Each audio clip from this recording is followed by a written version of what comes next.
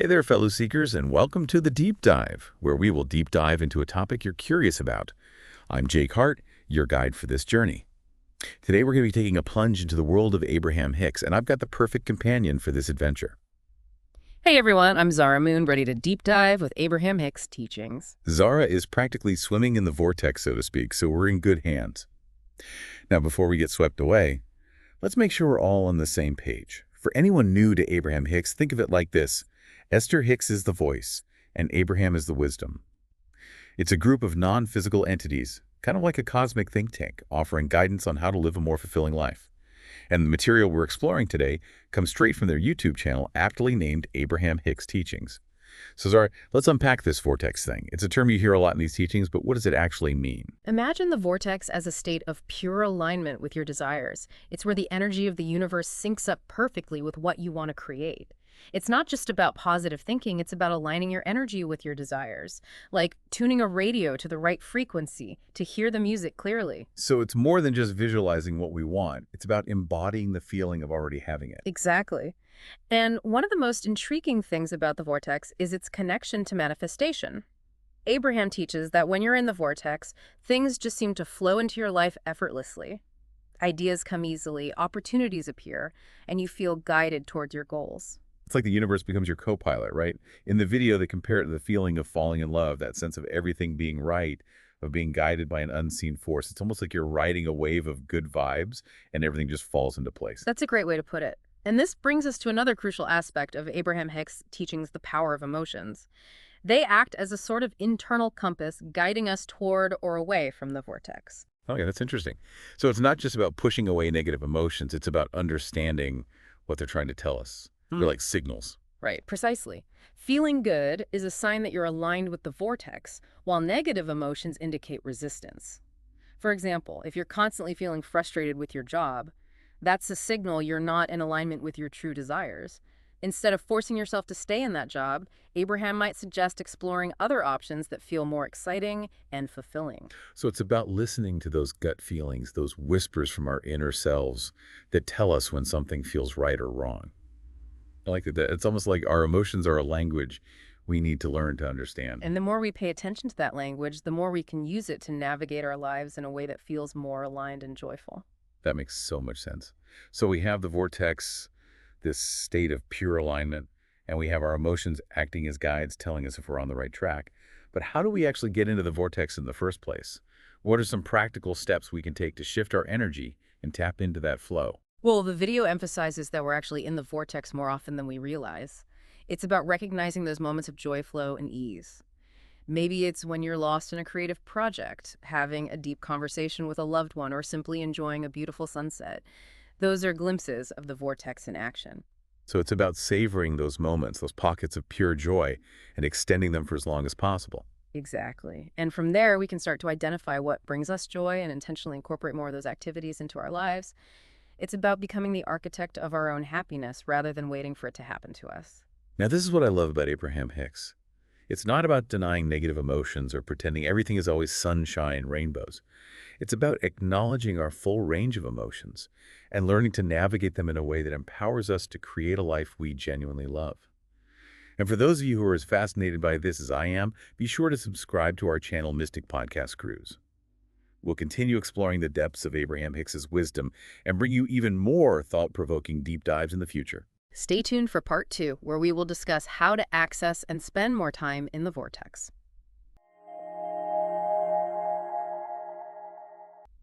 Welcome back to the deep dive in part 1.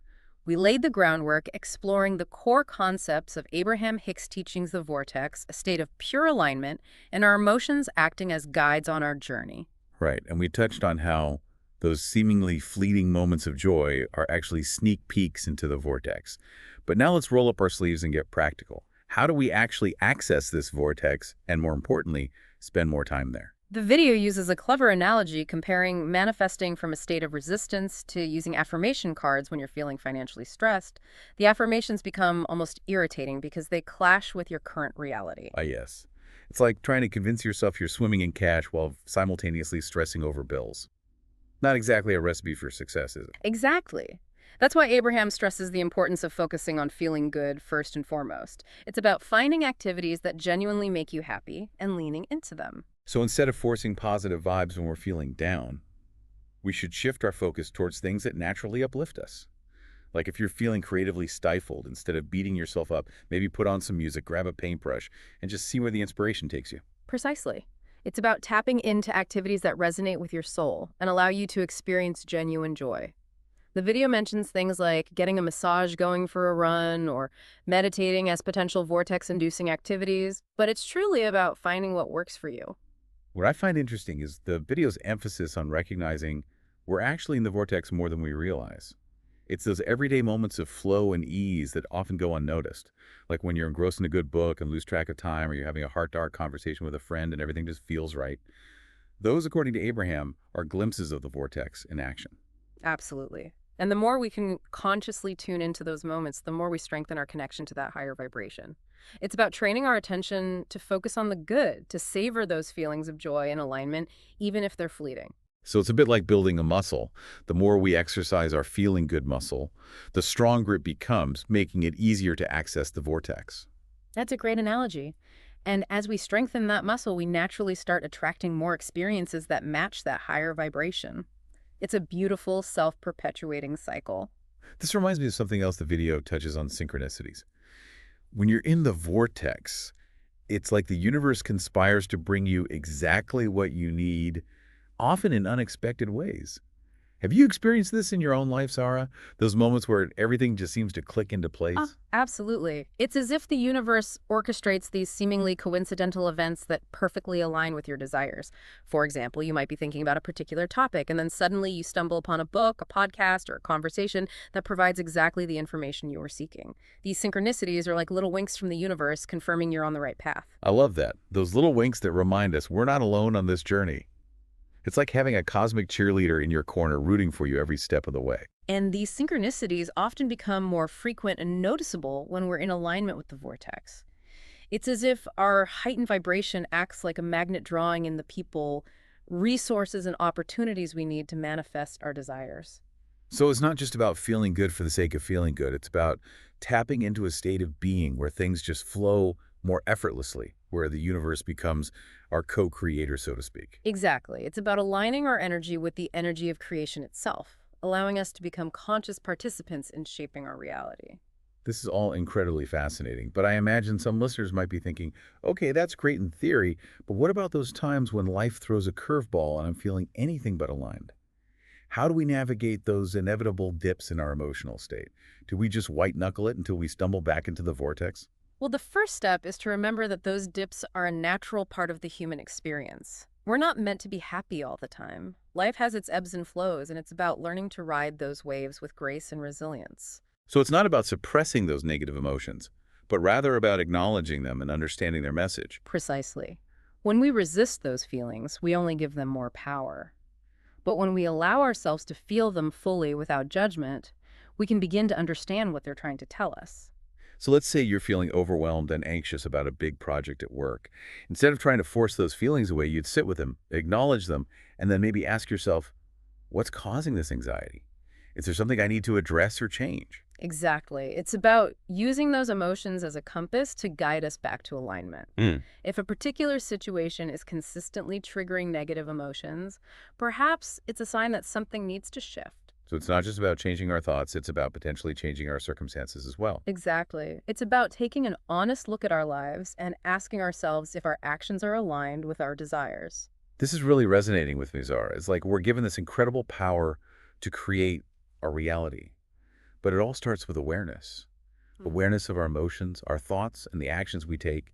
And with that awareness, we can start to make conscious choices that lead us closer to the life we truly want to live.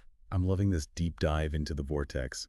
Stick with us, folks, because in part 3, we're going to explore those negative emotions in more detail. We'll uncover what they're trying to tell us and how to gracefully navigate them without getting swept away by the current. We'll also explore some practical tips for shifting your energy back into alignment so you can spend more time riding those sweet, sweet vortex waves. Stay tuned.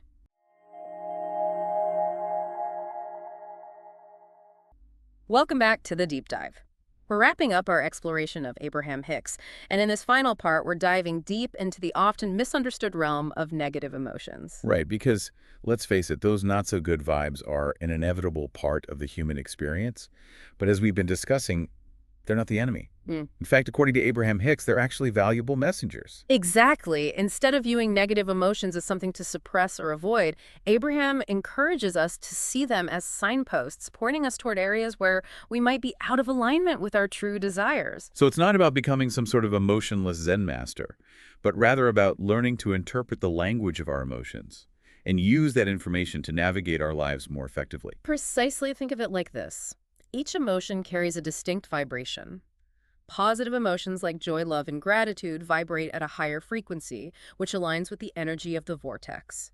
Negative emotions, on the other hand, vibrate at a lower frequency, indicating a degree of resistance to what we want to create. So it's not just about thinking positive thoughts, it's about cultivating the actual feelings that match our desires. Yes, and that's where the real magic happens.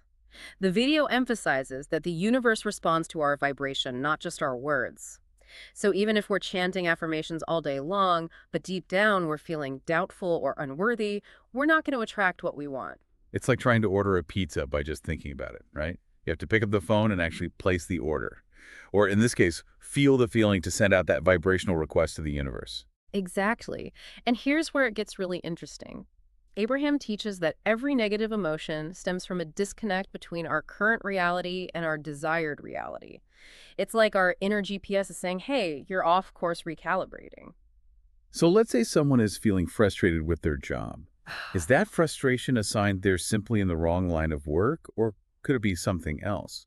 That's a great question, and it highlights the importance of really tuning into the nuance of our emotions. In the case of job frustration, it could be a sign that the work itself doesn't align with their passions or values. Or it could be that the specific environment or the people they work with are causing the discord. It's about getting curious about the source of the frustration and then exploring potential solutions. So instead of just thinking, ugh, I hate my job, it's about asking ourselves, what specifically about this job is causing me to feel this way? What needs to change? Exactly. And here's the empowering part. Once we identify the root of the negative emotion, we can take steps to shift it. And that's where the feeling good part comes in, Yeah. right? We find anything that feels a little bit better than the negative emotion we're currently experiencing. Precisely. It's about becoming emotional alchemists, transforming lower vibrations into higher ones. It might be as simple as taking a few deep breaths, listening to an uplifting song, or focusing on something we're grateful for. I love that analogy of the emotional alchemist. It's like we have this inner toolkit filled with vibrational remedies, but what about those times when those little pick-me-ups don't seem to cut it? What if we're feeling really stuck in a negative emotional rut? Well, remember what we talked about earlier. Resistance only makes things worse. So the first step is to acknowledge and allow those feelings to say, okay, I'm feeling sad, angry, frustrated, and that's okay. Fighting against those emotions only amplifies their intensity. So it's about meeting ourselves where we are emotionally speaking, rather than trying to force ourselves to feel something we're not. Exactly. And then from that place of acceptance, we can gently start to shift our focus towards something that feels a little bit better. It might be as simple as recalling a happy memory, engaging in a favorite hobby, or connecting with someone who brings us joy. It's like we're slowly guiding ourselves back to the vortex, one positive thought, one feel-good activity at a time. And the more we practice this, the easier it becomes. We strengthen that feeling good muscle, and our inner GPS becomes more finely tuned to the frequency of the vortex. This has been such an enlightening journey, Zara. We've explored the concept of the vortex, learned how our emotions act as guides, and uncovered the power of consciously shifting our vibration to create a more fulfilling life. Remember, you are the architect of your reality. You have the power to choose your thoughts, your feelings, and ultimately your experiences. And for those of you who are eager to continue exploring the fascinating world of Abraham Hicks, be sure to subscribe to our channel, Mystic Podcast Cruise, for more deep dives into the realms of spirituality and personal growth. Until next time, keep seeking, keep exploring, and keep diving deep.